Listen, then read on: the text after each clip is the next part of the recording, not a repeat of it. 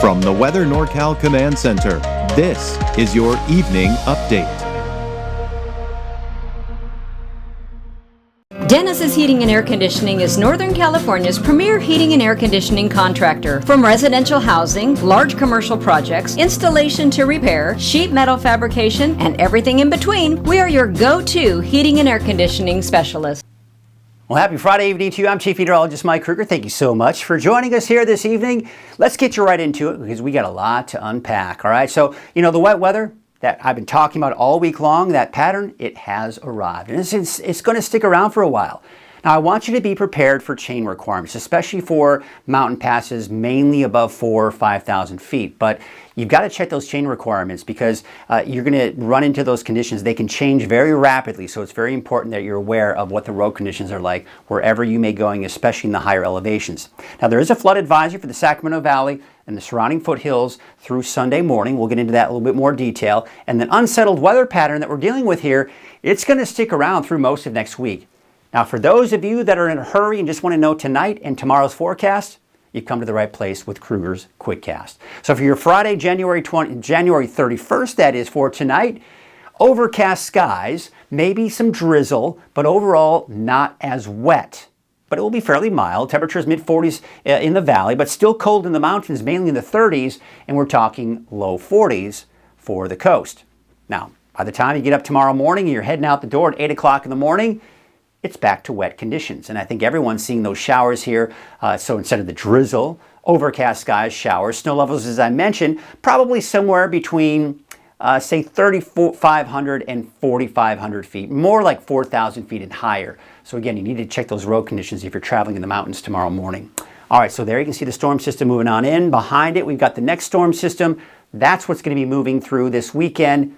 Plenty of moisture to work with here, and that's why we're expecting a lot of rain. For some of us, not everyone, and we'll get into that here in a little bit. Now, for areas that you see where there's no rain, that doesn't mean it will be completely dry. I think it'll still be drizzly out there for areas that are overcast. But the overall pattern itself is showing that the next round of rain will be moving in, more of that steady, light to moderate rain at times. You'll notice it's a little bit drier up to the north, and then through the day on Saturday, that shifts even more to the south. So places like Siskiyou, northwestern Modoc, Del Norte, Humboldt, even northwestern Shasta and northern Trinity County may be looking at drier conditions, but still maybe some light showers at times, a little bit of drizzle. But most of the rain is down to the south and east. And that will continue for Saturday evening and Saturday night as well. It looks like it's trying to push back up northward by Saturday night. All right, so the winds, they've been a little gusty for some of us here and still will be for some through the day on Saturday. But where most of the wind will be tomorrow is Plumas County. So you kind of see right here around Susanville, Chester, Quincy, this is where we're going to see some of the strongest winds through the day on Saturday, and that'll probably continue on Sunday as well. So for your Saturday forecast, temperatures in the mid-50s for the valley, 30s and 40s for the higher elevations, and low 50s for your daytime highs on Saturday for the coast. Here's your 7-day outlook. Wet weather, I think the best chances for that steady rainfall at times will be Saturday, Sunday, Monday, and then scattered showers for Tuesday through Thursday. For now, I'm going to dry things out on Friday, but that may change. We'll see. Some models are still indicating that there still might be a chance for some showers at that point. There you can see for Saturday, Sunday, Monday for the coast, also the chance for rain. More showers continue off and on here for Tuesday, Wednesday, Thursday. Look at the snow levels. 5,000 feet, 3,000 feet, 2,000 feet by next Tuesday and Wednesday. That could mean some lower elevation snow for some of those lower mountain communities, something to pay attention to if you do live in places like, say, Weaverville or Hayfork, Shingletown, I think could see a better chance for some snow as well. Look how cold it's getting too, only getting up to 32 degrees by next Wednesday. All right, that is Krueger's Quickcast. Stick around because we are going to be going into your deeper dive forecast. But before we do that, did you know that there's a 24-hour streaming channel here at Weather NorCal? You can access it on Roku, Amazon Fire Stick. Just search for Weather NorCal in the app there, and you can open it up, and you're watching the 24-hour streaming channel. Now, if you don't have either of these devices, maybe you have an Apple TV, maybe you have a smart TV with access to the internet, just go to the YouTube app. Search for Weather NorCal, subscribe to the Weather NorCal YouTube channel, you can watch the 24-hour streaming channel. But you can also, what I like about the YouTube app is you can watch on demand the latest video forecast. So that's really kind of a cool resource that I've developed here and really have had since I launched Weather NorCal. All right, so let's get into the deeper dive. Let's really get into it here, shall we? Now, here it is. That's what's moved through today. Now, there's this little bit of a break that you'll see in the clouds right here. That's the little bit of a break we expect tonight. And then this is what's coming in here for the weekend. The area of low pressure, all that subtropical moisture moving on in. This is known as, yes, I'm going to say it, an atmospheric river. And I'm going to say it, and I'm going to continue to say it. Because it's part of the weather story. Here's the thing. I saw someone post something on Facebook this morning. And they were kind of complaining like, why do they have to call every storm an atmospheric river? Well, first of all, an atmospheric river is not a storm. But secondly, atmospheric river is an important part of the story. And I tell the weather story, right? So we look at the atmospheric river right here. I'm going to show you here in just a second. There it is. This right here is a very healthy column of moisture. By the time it gets to Northern California, you can see it loses some of its moisture, but still plenty of it. But defining an atmospheric river is it's a narrow column of moisture or band of moisture that is aimed at a particular location. In this case, it's for us here in Northern California. But here's something I want to point out. Look where it's mainly centered. Sacramento, the Bay Area. Here to the north, as you can see here around Redding, even as you start heading north of that, it's drier conditions. So you go from dry to wet, back to drier conditions here. And you can really see that drastic difference between who's being impacted by the atmospheric river and who isn't. All right, so let's take a look at Sunday. It doesn't change much, does it? But then as we go into Monday, we see this area of low pressure here dive to the south. It changes the direction of the flow. It goes from southwest to the north and east, and we're seeing another little band of moisture still coming in even on Monday. But then, as this all dives down to the south, it's pushing that atmospheric river to the south. Now, it looks like we have another weaker one kind of developing here on Friday, but that's mainly to our south. But we're still probably going to be able to tap into some of that moisture through next week, and that's going to keep our chances for showers in the forecast. So, with that all being said, I think the main atmospheric river event for us will be Saturday, well, really today, Saturday, Sunday, and even into Monday. So the flash flood risk for tomorrow, you can see it's mainly to the south. See how it's not as much up to the north?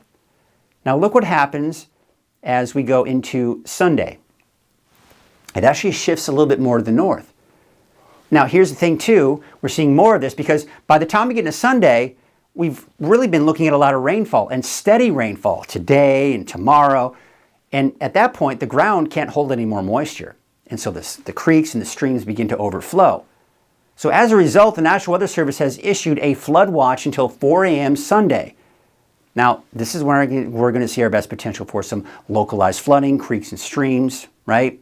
Especially a lot of those flood-prone, low-lying areas. Something to think about if you live in any of those areas.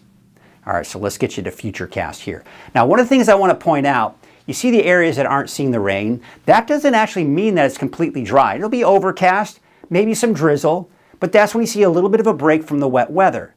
And that's the case here for your Saturday around midnight. So as we go into midnight tonight and early tomorrow morning, once again, we're seeing a bit of a break for everybody. But once again, still drizzly in some spots here, maybe some light rain. Most of the rain is down to the south and east.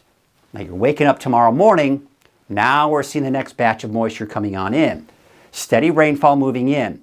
But remember when I was showing you the atmospheric river and where it's mainly pointed to the Sacramento region, and then you have a drier air to the north of that?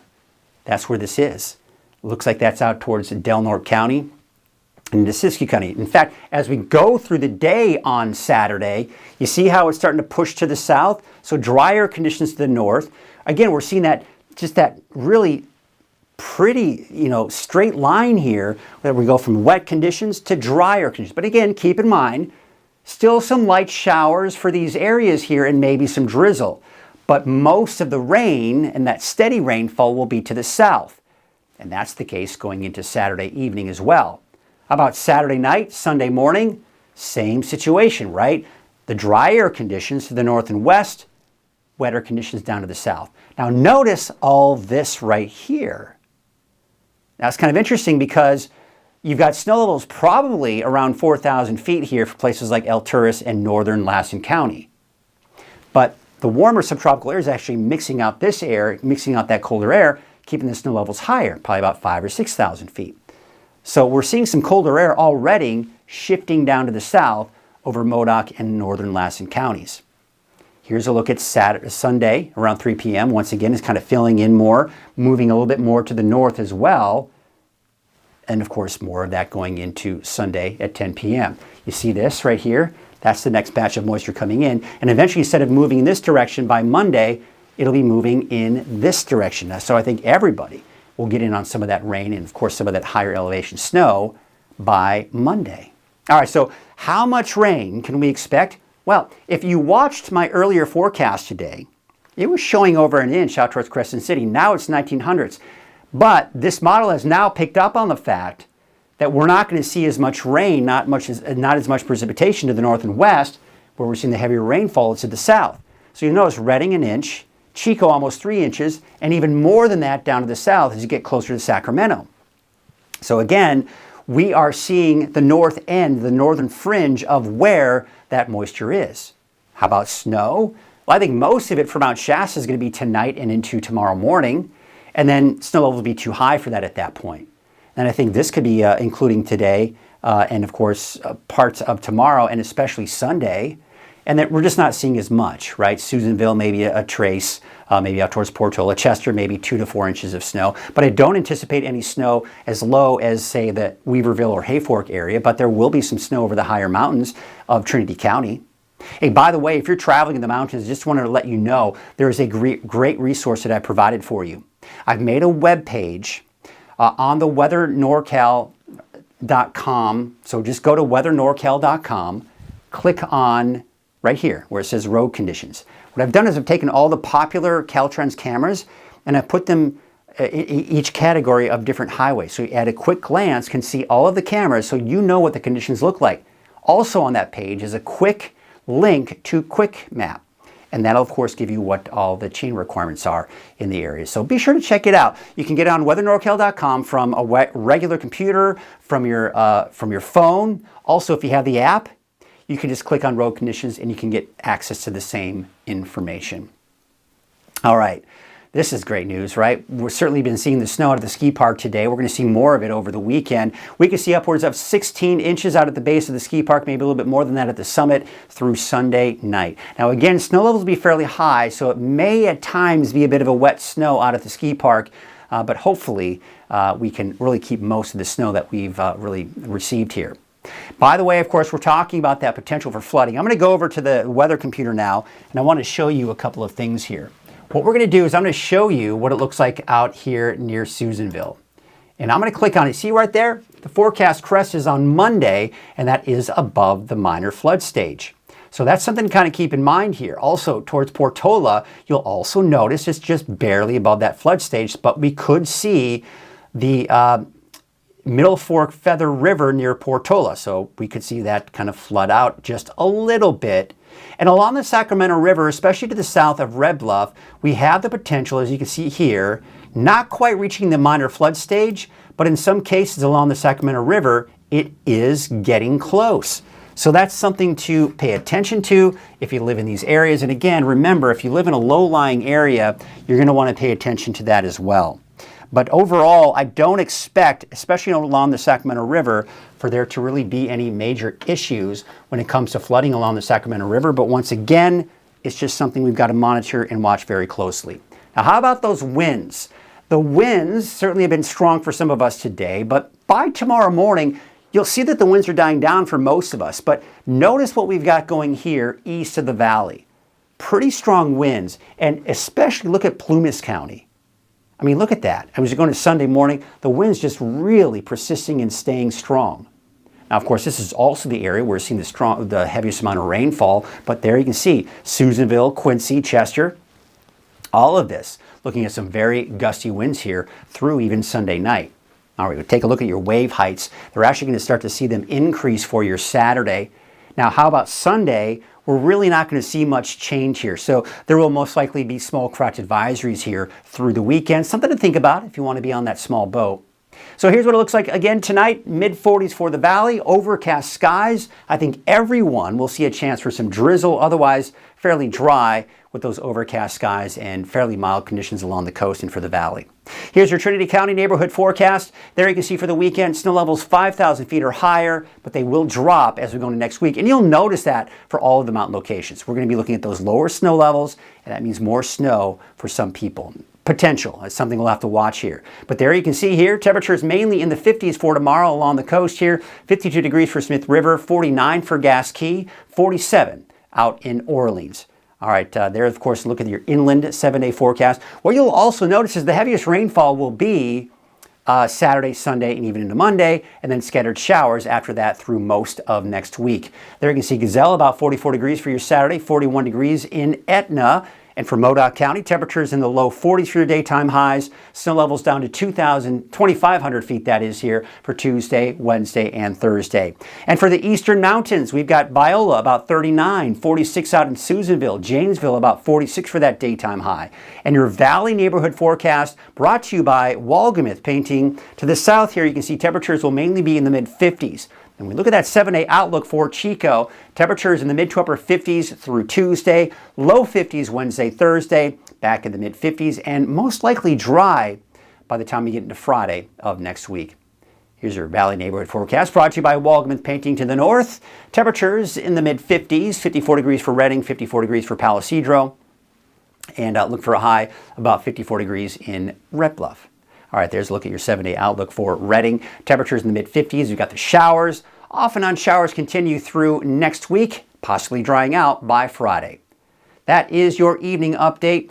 Of course, meteorologist Chase Wilson will be in throughout the weekend at 6 a.m., noon, and 6 p.m. with all of your latest updates. I'll, of course, be keeping a close eye on the weather as well, and we'll be on social media if need be. In the meantime, have yourselves a great weekend, and we'll see you on Monday. Caltrans is doing the best that they can with the amount of people and the amount of equipment they have, and they're out there trying to keep the roads safe and trying to keep everybody running, because if the roads shut down, truck drivers that are paid by the miles aren't making any money. So we want everybody to put chains on for the safety of themselves and the safety of the public. It's not worth it to drive without chains.